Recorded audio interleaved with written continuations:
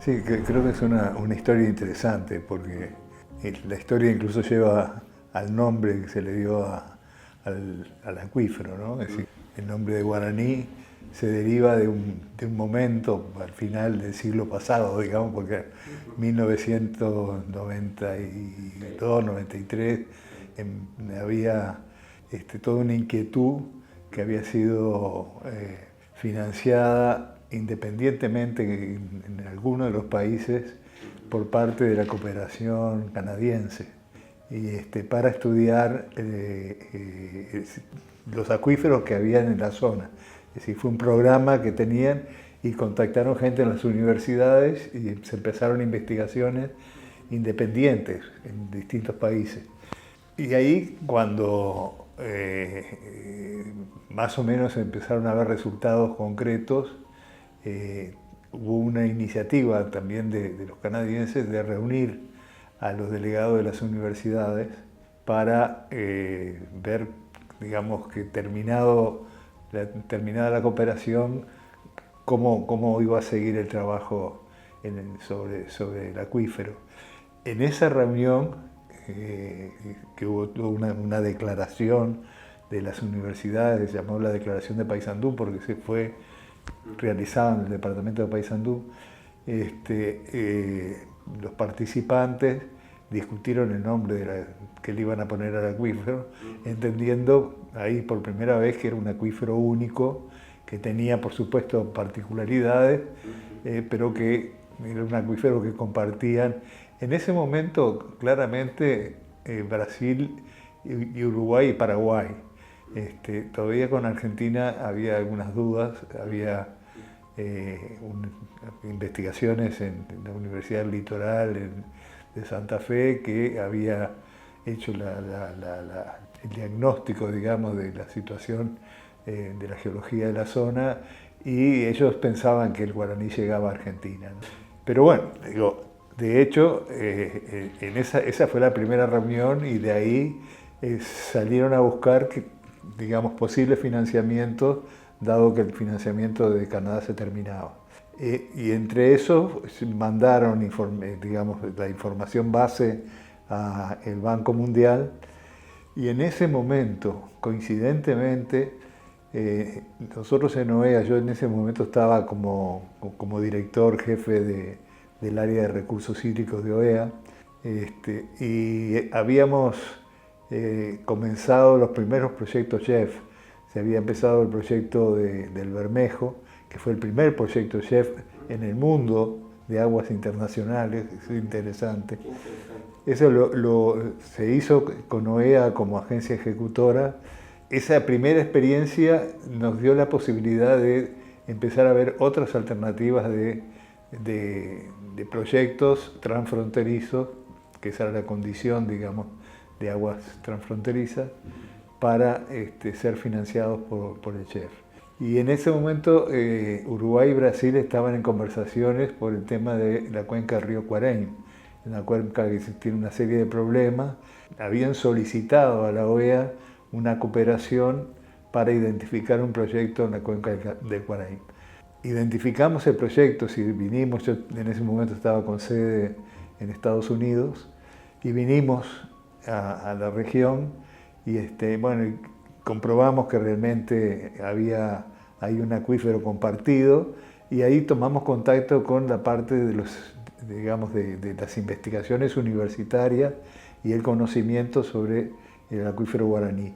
Y pusimos dentro del proyecto del Cuareim, que era binacional, pusimos la posibilidad de trabajar en las aguas subterráneas de esa zona que tiene problemas de abastecimiento de agua. Y hicimos una propuesta al CHEF junto al gobierno de Brasil y al gobierno de Uruguay para hacer un proyecto de aguas superficiales en la cuenca del Cuareim.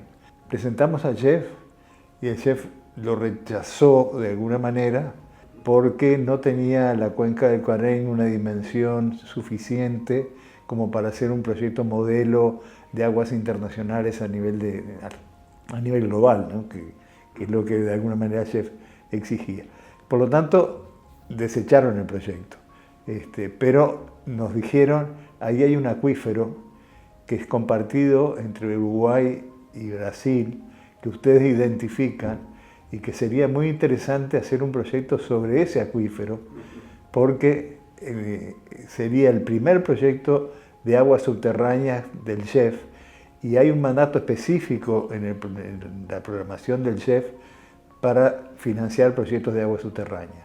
Entonces, ahí tomamos contacto a través del grupo de universidades con el Banco Mundial, porque ellos ya se habían referido al Banco Mundial para conseguir financiamiento del Banco Mundial. Y el Banco Mundial les había dicho que no podían financiar estudios solamente, y por lo tanto recibieron con interés la propuesta, pero no tenían cómo ejecutar esa propuesta. Entonces nos reunimos en Washington con el Banco Mundial, teníamos el proyecto apoyado por Brasil y Uruguay para el Cuarén, y con eso fuimos a conversar con la Secretaría del CHEF a ver qué posibilidades había de trabajar un proyecto entre los países que estaban comprometidos. Y ahí hicimos una misión inicial del Banco Mundial y la OEA, que vinimos a Uruguay y a Brasil para confirmar el interés en el proyecto, y a la vez tomamos contacto con el gobierno de Argentina y el gobierno de Paraguay para ver si tenían interés en desarrollar un proyecto. Y ahí fue el primer acuerdo, digamos, de empezar a trabajar juntos los 4 países a nivel oficial sobre el acuífero guaraní.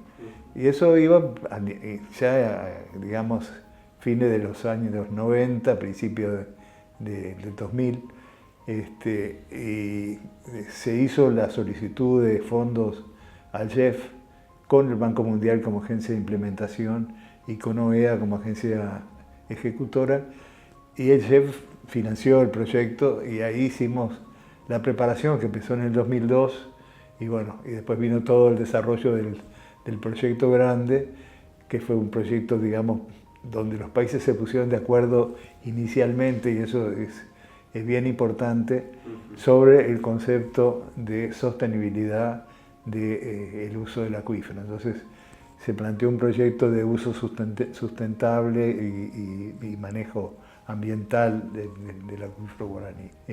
Y bueno, fue un proyecto importante que llegó a los 14 millones de dólares, con financiamiento también de los países, pero con un gran apoyo del CHEF y un gran apoyo del Banco Mundial. El proyecto fue muy exitoso, y bueno, y acá lo estamos viendo, digamos, hasta ahora los resultados, ¿no?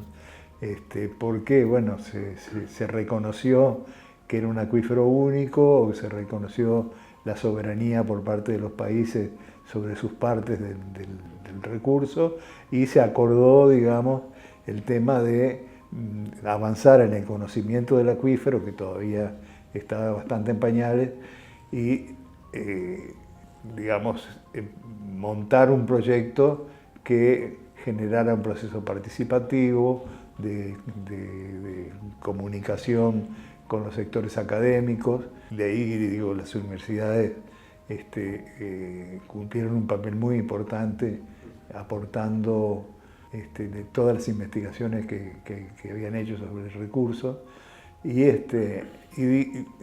despertó, digamos, un gran interés también internacional, ¿no?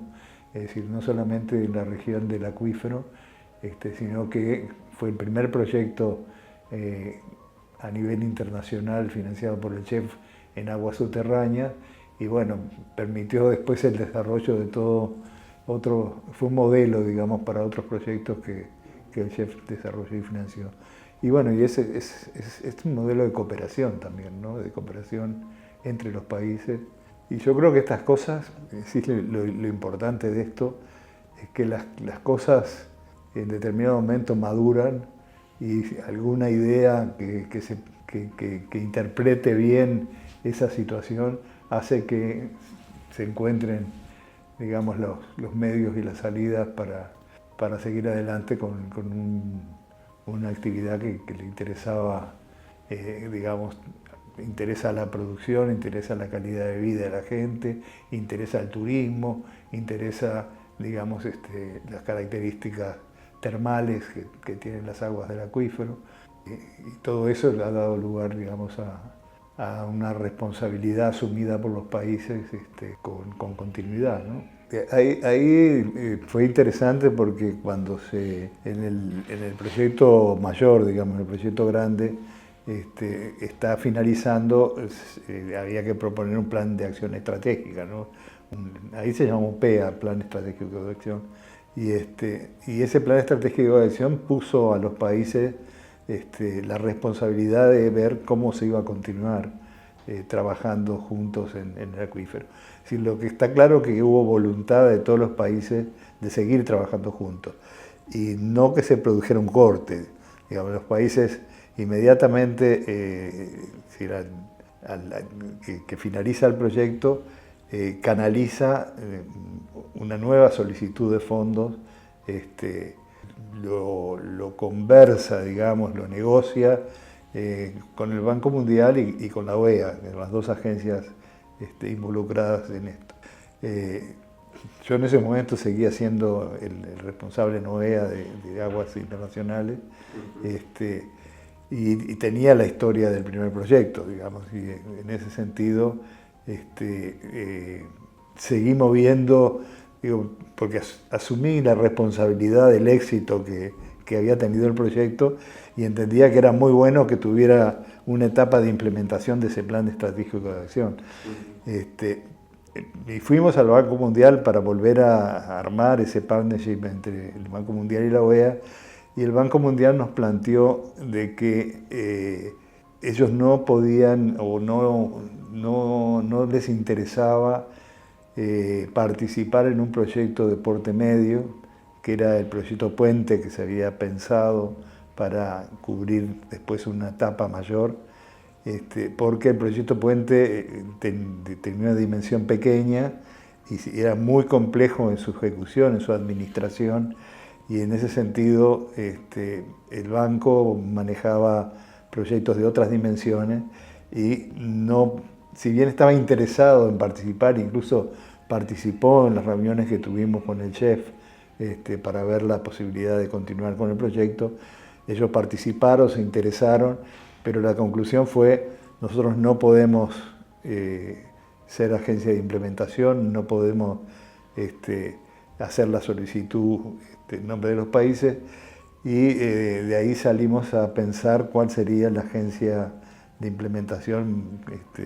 Y bueno, hacía años que veníamos en la OEA trabajando con UNESCO, y empezamos a trabajar en temas de aguas subterráneas con el programa de ISARM, como programa global, y ya había un conocimiento, digamos, de las capacidades de UNESCO en el tema de aguas subterráneas. Y bueno, en las conversaciones que tuvimos con los países, se llegó a la conclusión de que si había que hacer un proyecto de porte medio como estaba planteado, ese proyecto fuera con UNESCO como agencia de implementación del JEF y con CAF y con UNESCO como agencia de implementación. De ejecución, perdón. Sí. O sea, UNESCO es agencia de implementación y CAF agencia ejecutora. O sea, cambiaron las agencias involucradas en el proyecto, pero en el fondo mucha de la gente que estaba en el ambiente siguió estando presente, ¿no? Y particularmente una cosa importante es que Uruguay había tenido la sede del primer proyecto, y por lo tanto había un cierto espacio, yo diría subjetivo, pero real, de cumplir con esa responsabilidad que se le asigna en el Programa Estratégico de Acción, de mantener la coordinación o la articulación del proyecto entre los 4 países. Es decir, el PEA le asigna a cada país una responsabilidad de seguimiento. Es decir, Brasil queda responsable de todo lo que es el estudio del monitoreo de pozos, Paraguay de las comunicaciones, Argentina del sistema de información, y Uruguay queda responsable de la articulación. para mantener la articulación, y ahí se da una casualidad en este caso, porque yo por razones de edad termino mi periodo en la OEA, o sea, tengo que salir. Pero cuando llego acá, vuelvo a Uruguay, justo me ofrecen ser director de Medio Ambiente del Ministerio de Vivienda, Ordenamiento Territorial y Medio Ambiente. Y ahí, desde el Ministerio, teníamos la posibilidad de hacer cumplir que Uruguay fuera el articulador. Y ahí se nos ocurrió la idea de generar el CEREGAS, el Centro de Aguas Subterráneas, como un centro regional que de alguna manera atendiera un poco toda la experiencia de trabajo regional que se había desarrollado con UNESCO y a la vez que diera soporte como secretaría de alguna manera o de trabajos secretariales del guaraní. Y bueno, se creó el CEREGAS, tuvimos la suerte que el gobierno uruguayo entendió que era de interés y bueno, y el CEREGAS también fue un elemento de continuidad, porque en el momento que se producen algunos vacíos de personas que pueden haber sido claves en este proceso y que desaparecen, el CEREGAS cubre ese espacio, ¿no?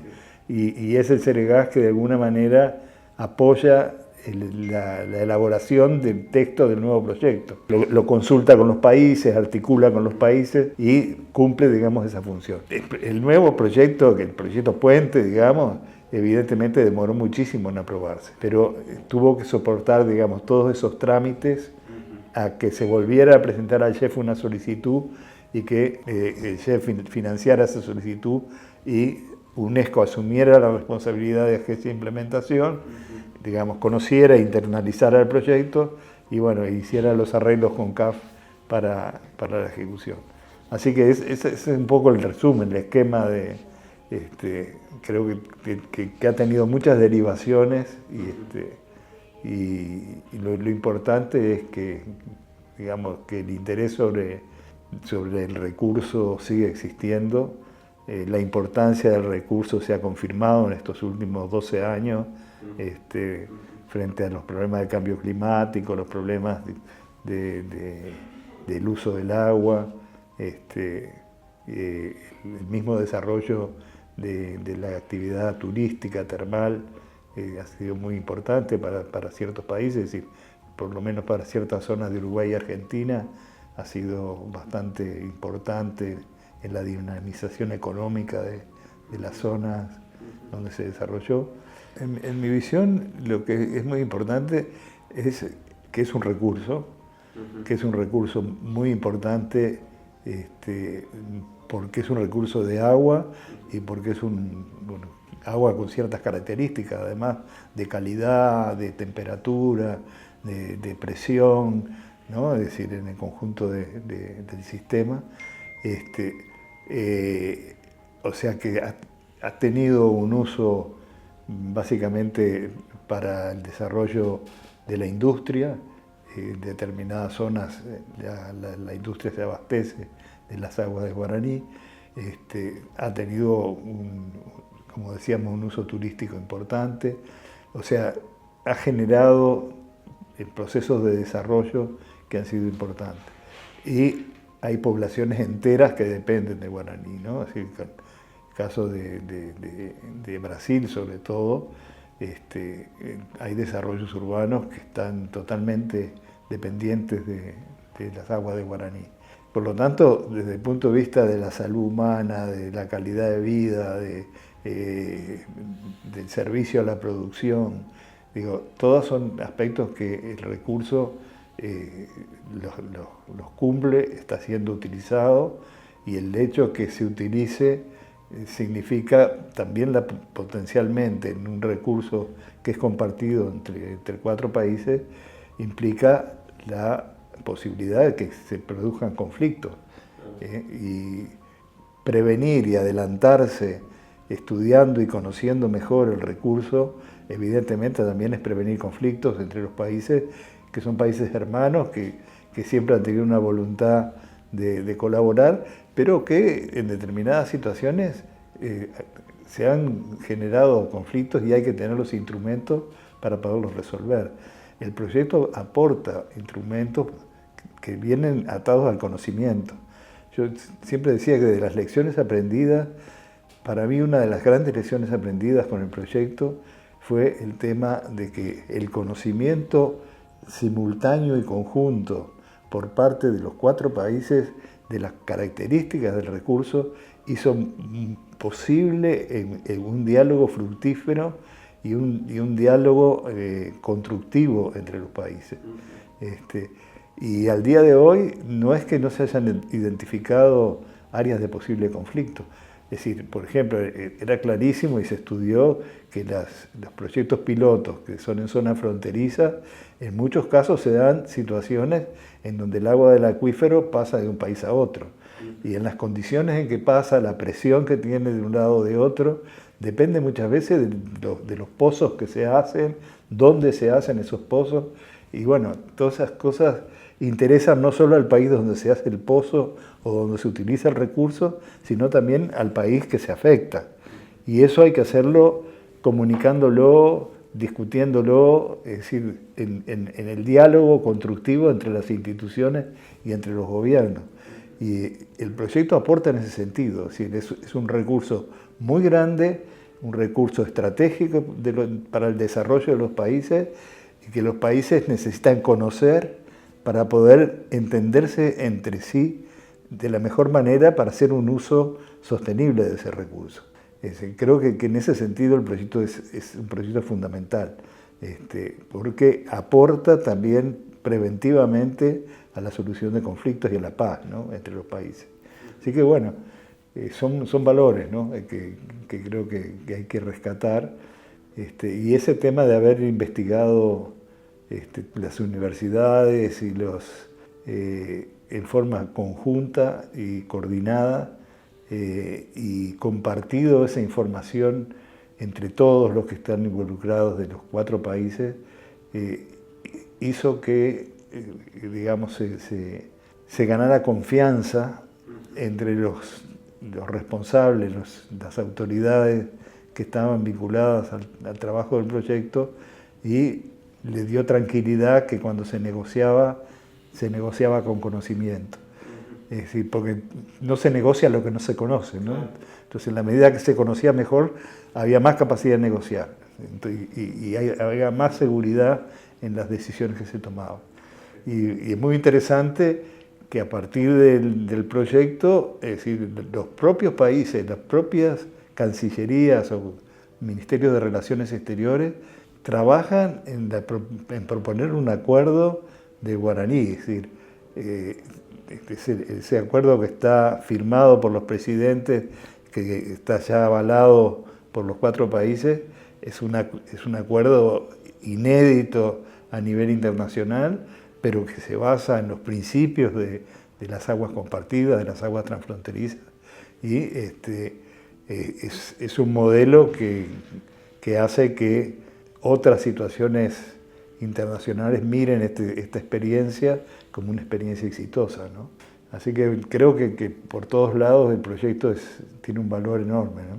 Para mí hay un tema central que es el monitoreo del acuífero. Es decir, el carácter transfronterizo del acuífero es lo que le dio el interés de los países y dio lugar, digamos, al acuerdo y a toda la voluntad de trabajar en conjunto. Entonces, creo que el monitorear el acuífero, sobre todo con eje en la frontera, con un carácter, digamos, preventivo de conflictos, es muy importante, porque ahí se producen, primero que es donde de alguna manera se perforan pozos, y eso tiene incidencia, como decíamos, de un país a otro, y entonces son proyectos que atan los temas locales, las comunidades locales que dependen y se relacionan y usan las aguas del acuífero con las decisiones políticas que tienen los países y las instituciones mayores. Bueno, ahí creo que para el futuro el tema de seguir monitoreando a nivel local con una activa participación de los involucrados y con conocimiento de las autoridades, ya sea estaduales o nacionales, creo que es un tema central, que debería ser central. Esto lleva, digamos, a la relación con el tema del acuerdo. El acuerdo, digamos, un marco político, legal, que le da justamente la potencialidad de trabajar juntos, comunicarse, dialogar entre los países, tener un marco jurídico que respalde todos esos diálogos y esas negociaciones que los países necesitan tener.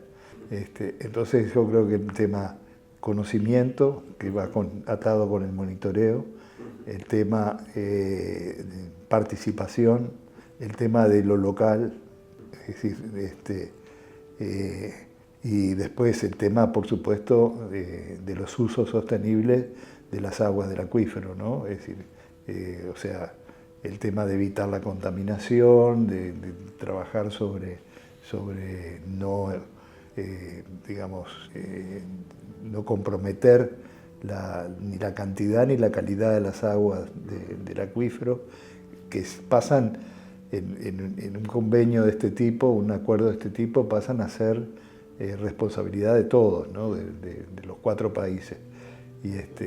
Y bueno, y después ahí hay algunos elementos colaterales para futuro, como es el intercambio de capacidades, esa cooperación horizontal de país a país, de institución a institución, hace que la región como tal avance en conjunto, solidariamente.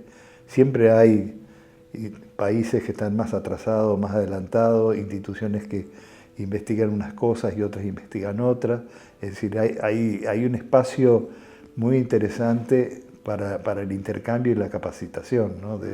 Entonces hay otro tema que bien desarrollado es un potencial para proyectos futuros que beneficien a los países y que beneficien el desarrollo de los países desde la base, digamos, desde lo local hasta lo nacional, ¿no? Sí, bueno, eso me parece que son los temas más importantes. Después hay otros temas que aparecen. El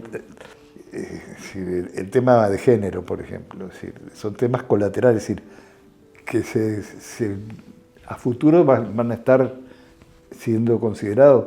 A presente ya son importantes, porque si uno ve el peso que tiene la mujer, la capacidad técnica femenina en el actual proyecto, te das cuenta que hay una más que equidad, creo que la paridad se ha cambiado, sí.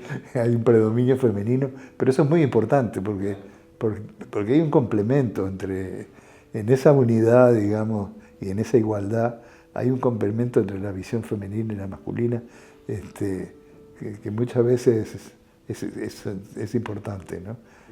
O sea que bueno, también son temas que van a estar presentes, ¿sí? El tema género, el tema del acceso al agua de la mujer, son todos temas que de alguna manera tienen que estar considerados, insertos, digamos, en las actividades que el proyecto tiene.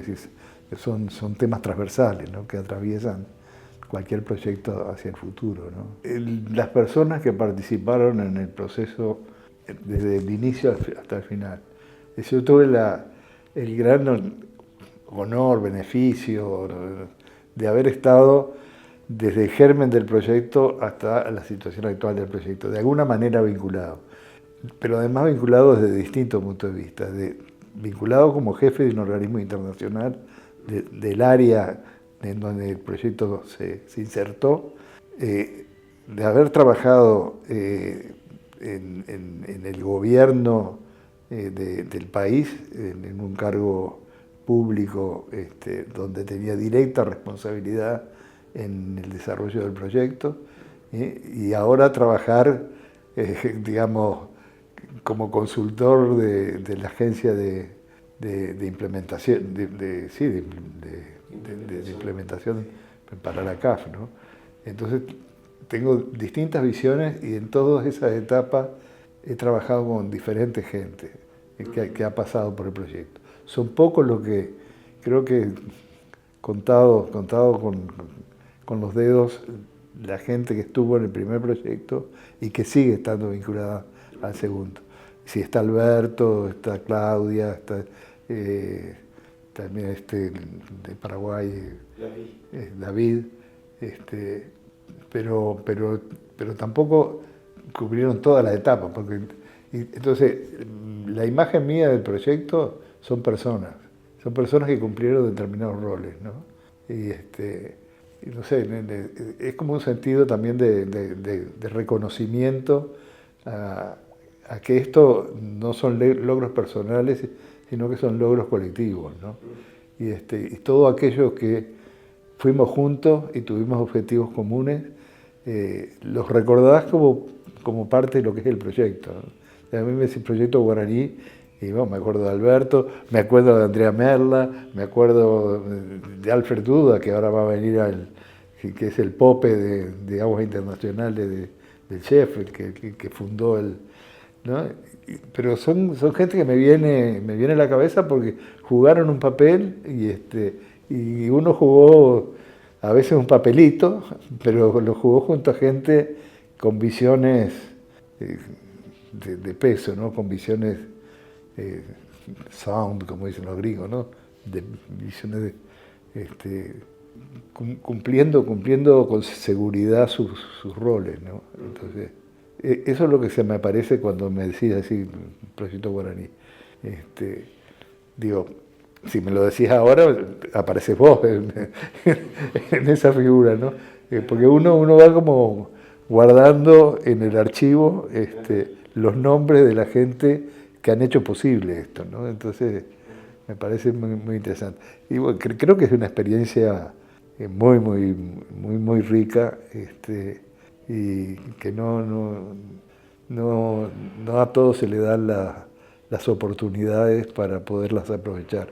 A mí se me dieron, creo que las he vivido con muchísima satisfacción, y a veces sufro cuando siento que algún problema aparece y tranca algo, y lo siento como si fuera responsabilidad mía. Pero bueno, sé que el papel acá de cada uno es un ladrillito en un muro mucho más grande, ¿no? Yo creo que sí, yo creo que los coordinadores como que buscan siempre solucionar, ayudar a solucionar las cosas. Es decir, no te están generando problemas. En otros proyectos los coordinadores son una puja entre ellos, ¿no? Aquí no, aquí hay una cooperación, un entendimiento. Quiere decir que el resultado tiene que ser exitoso, porque hay buena voluntad para que sea exitoso.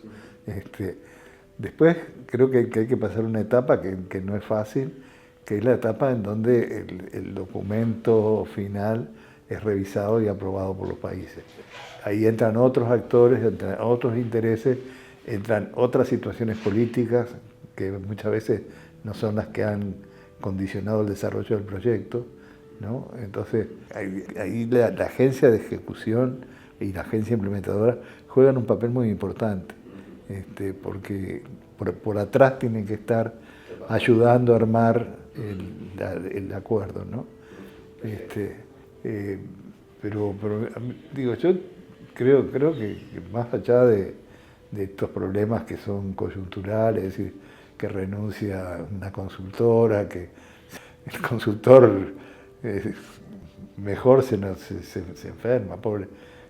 Yo creo que es muy bueno Gustavo.